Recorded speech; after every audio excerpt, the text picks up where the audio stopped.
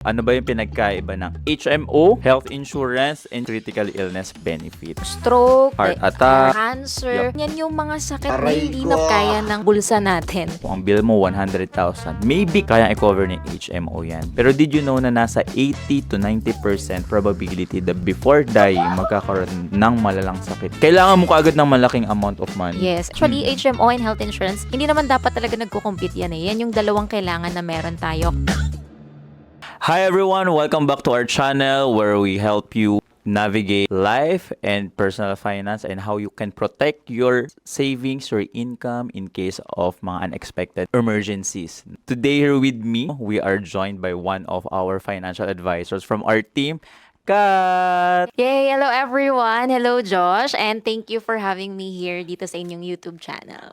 Of course, in this episode, pag-usapan natin is ano ba yung best health insurance para sa mga taong katulad ko, mga young professionals, people of different ages.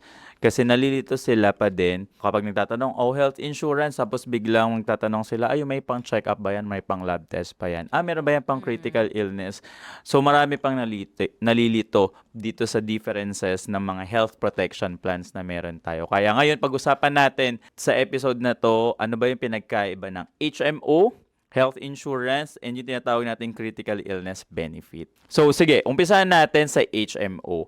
Kat, yung HMO, pag sinabing HMO, ano ba yung dapat malaman ng mga tao, mga manonood natin kapag sinabing HMO? Actually, Josh, bago yung HMO talaga, ang kailangan malaman ng mga viewers natin or ng mga kapwa natin Pilipino is yung critical illness. Kasi yung critical illness, kailangan magka-idea sila dun. Ano ba pag sinabing critical illness? Yan kasi yung pinupunto ng dalawa ng HMO tsaka ng health insurance.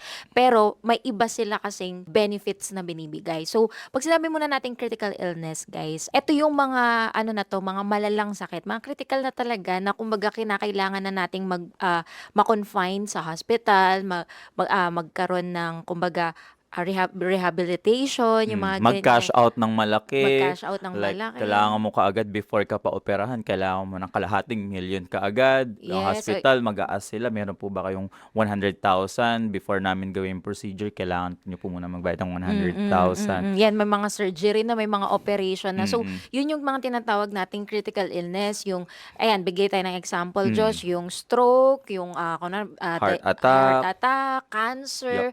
So, yan yung mga sakit kasi na hindi na po yan kaya ng mga bulsa natin. At hindi na yan kaya ng PhilHealth lang.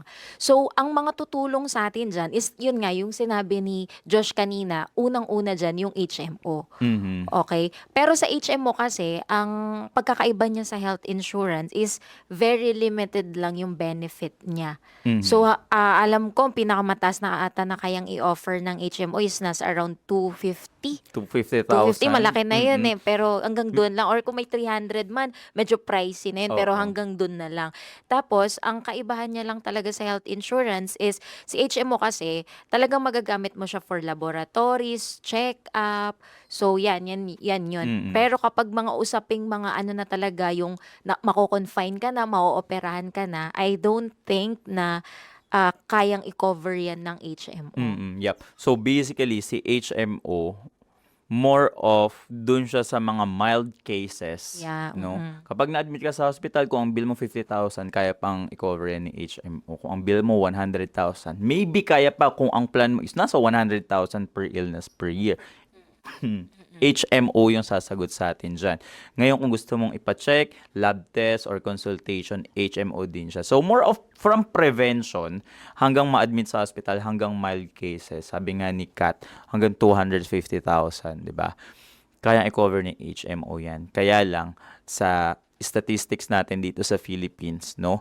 Lahat tayo, 100% mawawala tayo sa mundong to, no? Ibig sabihin, 100% magkakaroon ng death talaga, no? Pero did you know na nasa 80 to 90% probability that before dying, magkakaroon ng malalang sakit muna. And that's in the statistics, no? And yun yung nakakatakot and nakakaba din na reality dito sa Philippines. And ibig sabihin daw, dadaan muna tayo sa malalang sakit, hospitalization. And goal natin is makasurvive tayo sa sakit na yun, makasama pa natin yung pamilya natin, and makapag-provide pa rin tayo sa family natin. And ang goal natin, para makasurvive tayo sa malalang sakit is number one factor that will allow us, no? Kung hindi man number one of the factor that will dictate kung gaano kahaba yung buhay natin is yung availability ng money natin, Yeah. no? Kailangan mo kaagad ng malaking amount of money. Yes, and tandaan natin guys, yung HMO, very limited lang yung pwede nating puntahan na hospital. Kasi, ayan, meron lang silang ina-acknowledge na hospital. So, kunwari, kung biglaan na talagang kailangan na isugo na sa hospital, yun, kailangan aware ka na agad kung saang hospital lang pwede yung HMO na meron ka.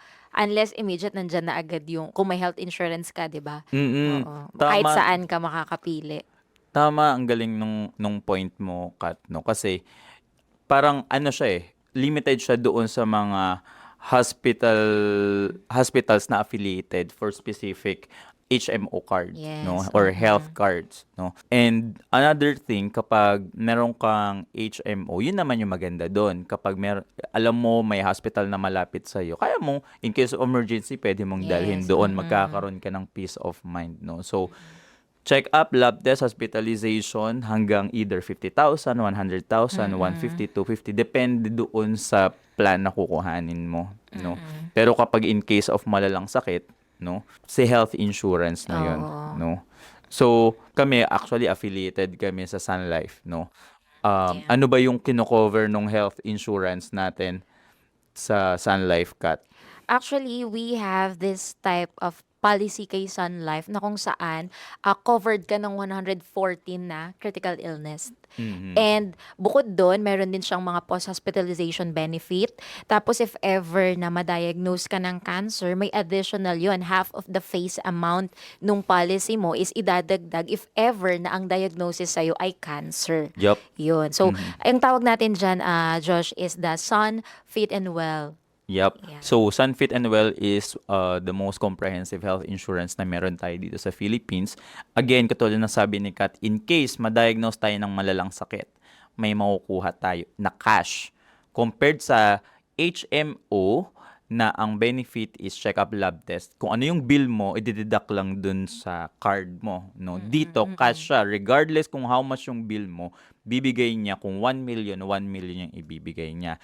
In case cancer, mag-additional pa nung face amount. Kung 1 million yung pinili natin, additional 1.5 million. Meron din siyang hospitalization benefit na per day of hospital admission, meron kang makukuhang cash. Yes.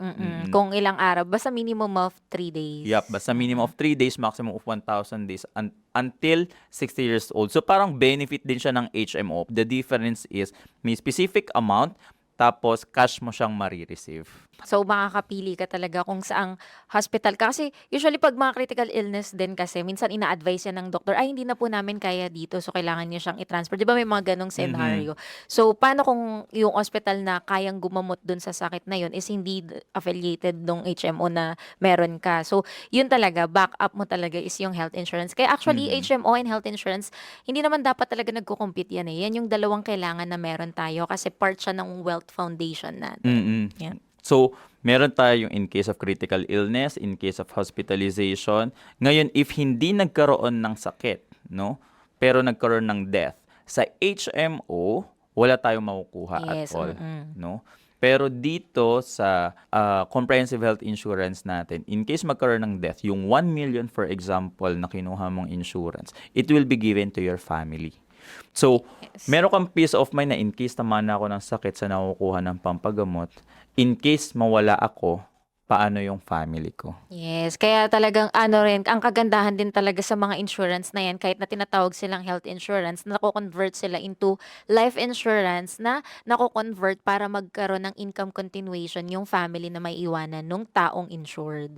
Yun. And yung last na benefit nung comprehensive health insurance na Sunfit Annual Advantage is that meron kang opportunity to grow your funds through Yes. dividends, endowment benefit, at yung tinatawag nating special paid up bonus na Yeah. nag-grow din siya through time habang binabayaran natin. Interest. Ngayon, after the paying period, pwede ka na mag-withdraw. No? So para siyang merong feature na money back through dividends, endowment, tsaka yung special paid up bonus natin na ano siya, kumbaga walang tapon, no? Walang tapon na insurance coverage, no? Yes. So, Again, sabi nga ni Kat, yung HMO, pang prevention siya. Check-up, lab test. Kapag hanggang mild na admission, kapag malala na, dun kailangan mo na ng mas malaking coverage and dun napapasok sa health insurance. Kaya kung meron kang HMO right now, no, kailangan po ba ng health insurance? Definitely. Yes, yes na yes. Oo, 100% kailangan pa rin nila ng health insurance. Yup. Especially right now, tayo naman, may mga kaibigan tayo, kakilala natin na nag-a-ask ng help dahil may nagkasakit sa family. And that's the reality right now. Hindi natin ina-expect na magkakaroon tayo ng malalang sakit. Pero iba pa rin kapag meron kang peace of mind na alam mo may makukuha ka in case mangyari siya. Yes, Diba? tsaka yun nga kailangan talaga din, kumbaga tayo, lalo na pag adulting na talaga, Josh, 'di ba? Kailangan nagpaplano talaga tayo. Hindi lang tayo nagpaplano ng mga gusto nating bilhin, gusto nating Yung maging present. oo, yung mga gusto kong magkaroon ng ganito, gusto kong magkaroon ng ganyan. Kailangan even sa businesses, 'di ba? Nagpaplano rin, nagkakaroon din sila ng contingency plan. So even sa personal life natin, dapat may ganun din tayo na what if nagkasakit ako, anong backup plan ko? So yan, nandyan yung, kung may HMO ka, okay, goods. Pero dapat, ano pa yung next mong plan B? Kasi, tingin mo ba pag nagkasakit ka, 100,000 lang yung gagastusin mo? 'Di ba? At saka sa HMO, alam ko meron din yung mga specific like, kunwari yung pinaka-bill mo, 'di ba? Yung bill natin sa hospital, may doctor's fee, Mhm. merong lab fee, Mm. may mga Mm. ganon-ganon eh. Sa HMO, parang may mga certain limit din yun eh. Tama. 'Di ba? May mga ganon siya. So, kapag kunwari yung HMO mo, ito lang yung limit niya sa laboratory, maglalabas ka pa din. Ika-cash mo Oo, pa din. ika-cash mo pa din Pero if siya. meron kang health insurance, it will complement Yes, doon. So, hindi, oo. wala ka nang ilalabas at Wala na. all. Kasi buo yun eh. Yun yung face amount na pinang-cover mo sa sarili mo for this illness. Yup. Yun. Meron nagtatanong, Kat, na meron ako nung critical illness benefit nandun sa insurance with investment plan ko or dun sa whole life insurance ko. Yun na rin ba yung comprehensive health insurance? Hindi, kasi yun rider yun eh. Pag kumuha tayo ng yung insurance with investment, tapos nag-add lang tayo ng supplementary rider.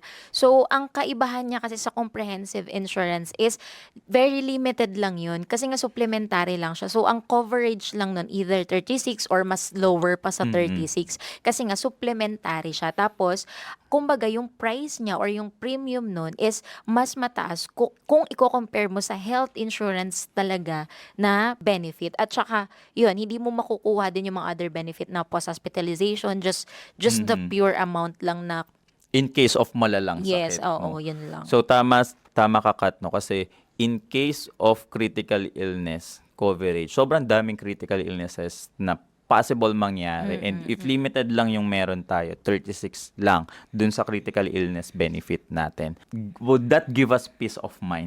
Na paano kapag ibang sakit yung Oo. nangyari? Hindi mo naman mapipili, di ba? Oo, Hindi mo hindi naman alam naman kung natin saan. mapipili, no? Oo. So, iba pa rin kung meron kang yung comprehensive coverage Yes. that will give you a higher coverage from diagnosis, treatment, and rehabilitation plus may mga cash benefit pa, no?